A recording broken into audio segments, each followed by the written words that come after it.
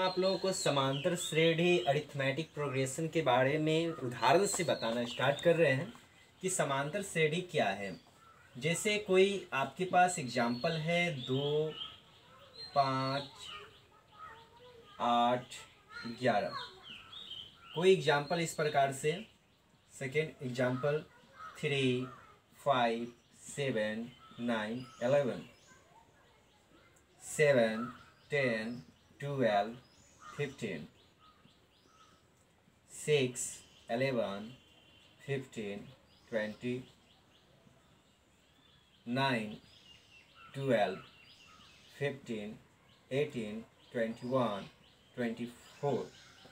इन सभी एग्जाम्पल्स के द्वारा हम समझेंगे समांतर श्रेणी। समांतर, देखिए समांतर श्रेणी क्या है। सम मीन्स समान, अंतर का जो श्रेणी होगा, सम मीन्स समान, अंतर का जो श्रेणी होगा उसे हम समांतर श्रेणी कहेंगे। यहाँ पर आप देखिए 2 और 5 के मध्य का अंतर 3 है, 5 और 8 के मध्य का अंतर 3 है, 8 और 11 के मध्य का अंतर 3 है। तो इन सबों में अंतर समान है, इसे हम समांतर श्रेणी कहेंगे। 3 और 5 का अंतर 2 है, 5, 7 का अंतर 2 है, 7, 9 का अंतर 2 है, 9, 11 का अंतर 2 है, इसे भी हम समांतर श्रेणी कहेंगे। इसमें 7 और 10 के बीच का डिफरेंस 3 है, इन दोनों के बीच का डिफरेंस 2 है, इन दोनों के बीच का डिफरेंस 3 है, तो यह समान नहीं है, तो यह समांतर श्रेणी नहीं होगा। 6 और 11 का डिफरेंस 5 है, 11 और 15 का डिफरेंस 4 है, 15 और 20 का डिफरेंस 5 है, तो यह समांतर श्रेणी नहीं होगा। 9, 12 का डिफरेंस 3 है, इसका डिफरेंस भी 3 है, इन दोनों का डिफरेंस भी 3 है, इन दोनों का डिफरेंस भी 3 है, इन दोनों का डिफरेंस भी 3 है, टोटल डिफरेंस समान है, तो यह भी समांतर श्रेणी होगा। इस तरह से हम 5 एग्जाम्पल्स में देख पा रहे हैं कि 1 नंबर, 2 नंबर और 5 नंबर, इन तीनों में सार्वंतर समान है। इन पर यहाँ पे देखिए फर्स्ट, सेकेंड, थर्ड, 2, 5, 8, 11, इन सबों को हम पद कहते हैं, टर्म कहते हैं। इस समांतर श्रेणी में पदों की संख्या यानी नंबर ऑफ टर्म्स 4 है। इस समांतर श्रेणी में नंबर ऑफ टर्म्स 5 है। इस समांतर श्रेणी में नंबर ऑफ टर्म्स 6 है। अब यहाँ पर हम देख पा रहे हैं जो ये अंतर होता है फर्स्ट टर्म और सेकेंड टर्म के बीच का जो अंतर है, इस अंतर को हम सार्वांतर कहते हैं। इस अंतर को हम सार्वांतर कहते हैं।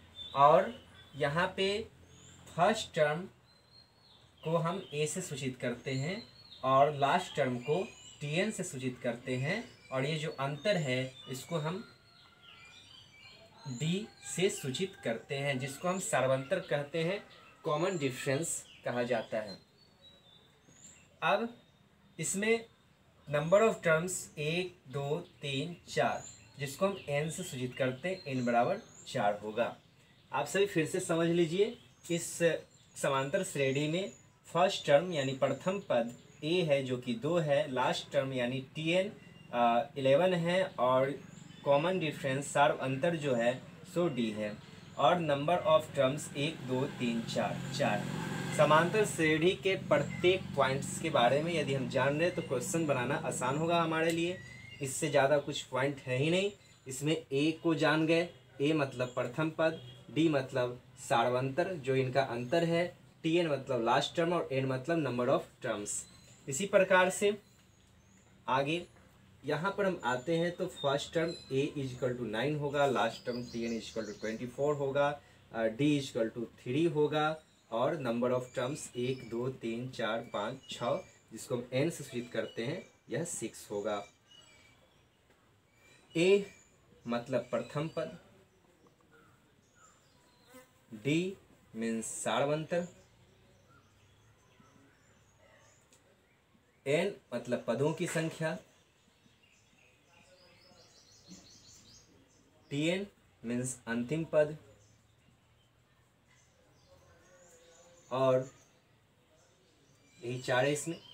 अब ऐसा कभी कभी होगा क्वेश्चन में कि a आपको लुप्त कर दिया जाएगा और कहे बाकी ये 3 टर्म्स दिया है, a को लुप्त कर देगा, 3 टर्म्स दे देगा, कहेगा a को ज्ञात कीजिए, डी को लुप्त कर देगा और ये 3 टर्म्स दे देगा, कहेगा डी को ज्ञात कीजिए। ऐसा करेगा, टी एन को लुप्त कर देगा, कहेगा टी एन को ज्ञात कीजिए। इसके लिए फॉर्मूला है कि T N is equal to, formula है T N is equal to A plus N minus one into D. T N is equal to A plus N minus one into D. यदि question इस प्रकार से हो कि समांतर श्रेणी टी एन ज्ञात करें। फर्स्ट क्वेश्चन इस तरह से 2, 10, 18 डैश डैश 10वां पद। ठीक है, अब यहाँ पे हम इस प्रकार से चलेंगे। यहाँ आंसर, यहाँ ए इजकल टू 2 है, डी इजकल टू सेकेंड और फर्स्ट टर्म का अंतर, सेकेंड से फर्स्ट को माइनस करेंगे, 8 आ गया। एन इजकल टू जो वहाँ है वह संख्या होता है, एन इज इक्वल टू 10 है, और T N is equal to निकालना है जो कि वाट है। अब इस फार्मूला से, समांतर श्रेणी के फार्मूला से चलेंगे। चूँकि T N is equal to A plus N minus one into D, इसीलिए T N is equal to A means 2, N means 10, N means 10 और डी मीन्स 8।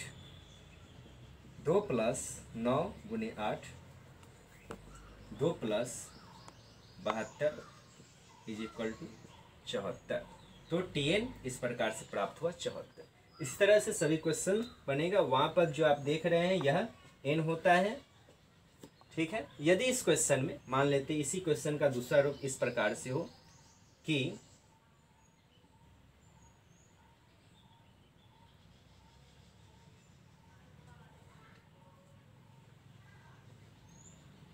दो 10 18 डैश डैश 72 74 हो तो एन बराबर वाट। क्वेश्चन कह रहा है कि समांतर श्रेणी 2, 10, 18, 74 हो तो एन यानी कि नंबर ऑफ टर्म्स क्या होगा। इसके लिए भी हम इसी प्रकार से लिखेंगे आंसर।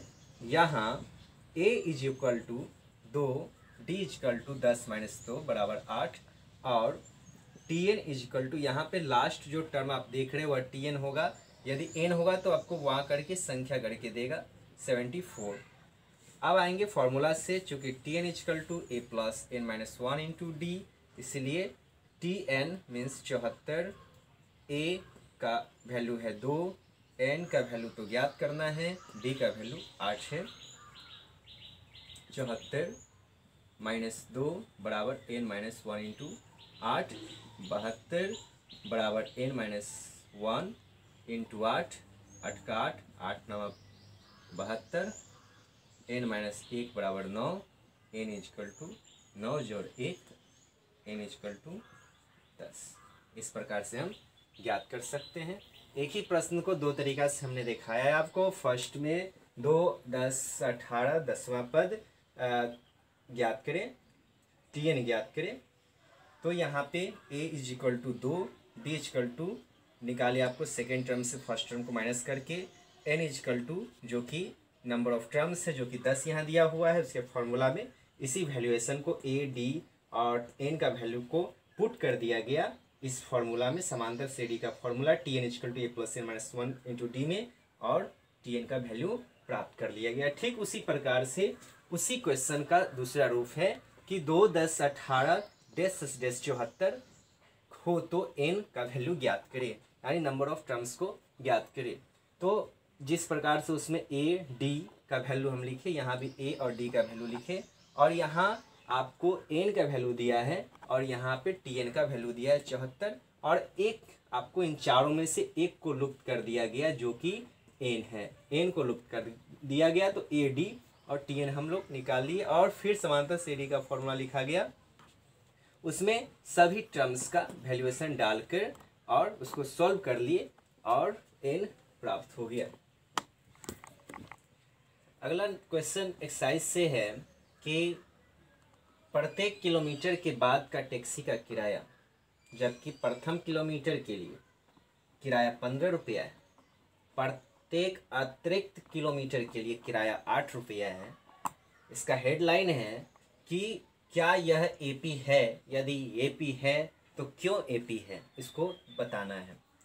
चलिए हम देखते हैं कि यहाँ कह रहा है कि प्रथम किलोमीटर के लिए किराया 15 रुपया। प्रथम किलोमीटर यानी प्रथम पद यहाँ प्रथम पद 15 रुपया। उसके बाद इसमें डिफरेंस कह रहा है कि 8 का डिफरेंस है। इसके बाद जो भी किराया लगेगा प्रत्येक अतिरिक्त किराया के लिए 8 रुपया। चलिए, यदि हम प्रथम किलोमीटर चलते हैं तो हमारा किराया है 15 रुपया। यदि हम 2 किलोमीटर चलते हैं तो हमारा किराया हो जाएगा 15 रुपया प्लस 8 रुपया। यदि हम 3 किलोमीटर चलते हैं तो किराया हो जाएगा 15 रुपया प्रथम किलोमीटर का और 2 किलोमीटर का 16 रुपया। इस प्रकार से यह बढ़ता जा रहा है। तो प्राप्त हो रहा है हमें 15, 8 23, 6 5 11, 1 1 2 1 3 35, इसी प्रकार से।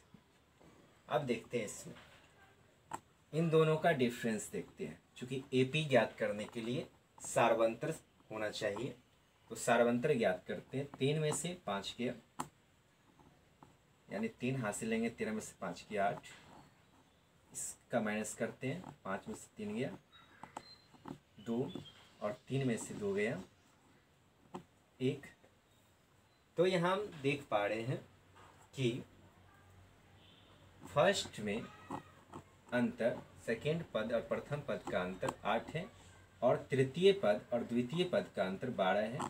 तो ये दोनों समान नहीं है, इसलिए यह समांतर श्रेणी यानी एपी नहीं होगा, नहीं है।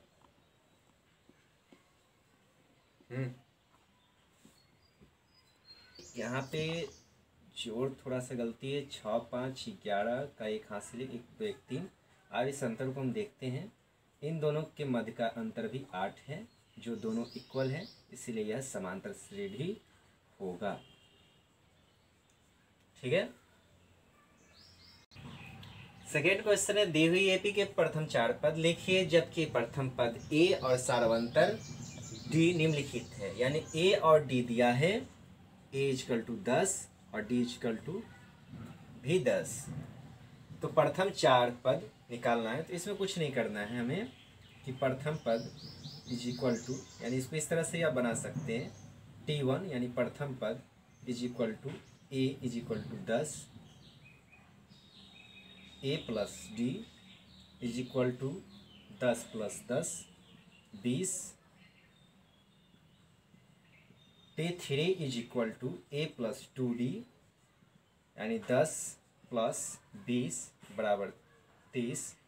इसलिए T4 is equal to A plus 3D is equal to 10 plus 30 बराबर 40।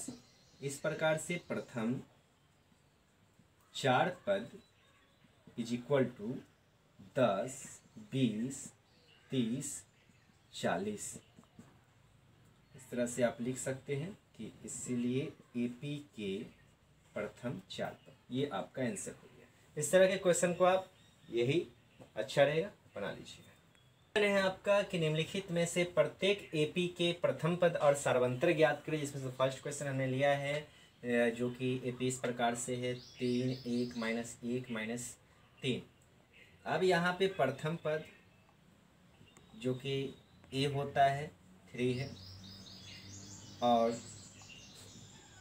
डी यानी सार्वंतर second term minus first term is equal to -2। Complete हो गया, इसमें कुछ नहीं करना है, आसानी से यह बन जाएगा। नंबर क्वेश्चन में आप लोगों का दिया है कि निम्नलिखित में से कौन कौन एपी है। यदि कोई एपी है तो इसका सार्वंतर ज्ञात कीजिए और इन 3 और पद लिखिए, इनके 3 और पद लिखिए। इस तरह के क्वेश्चन में आपको स्टार्टिंग में जब हम समांतर श्रेणी के बारे में आज बताए हैं तो उसमें कौन समांतर श्रेणी है और कैसे समांतर श्रेणी है और कैसे समांतर श्रेणी नहीं है इसके बारे में आपको बताया गया। यदि इनका सार्वंतर समान होगा तो समांतर श्रेणी होगा, यदि सार्वंतर असमान होगा तो समांतर श्रेणी नहीं होगा। यदि समांतर श्रेणी हो गया तो कह रहा है इनके अन्य आगे के 3 पद ज्ञात करें। इसके लिए आपको बताया गया है कि इसमें आप डी को प्लस कर दीजिएगा, जो सार्वंतर है इसका आप प्लस कर देंगे, अन्य 3 पदों को प्राप्त कर लिया जाएगा।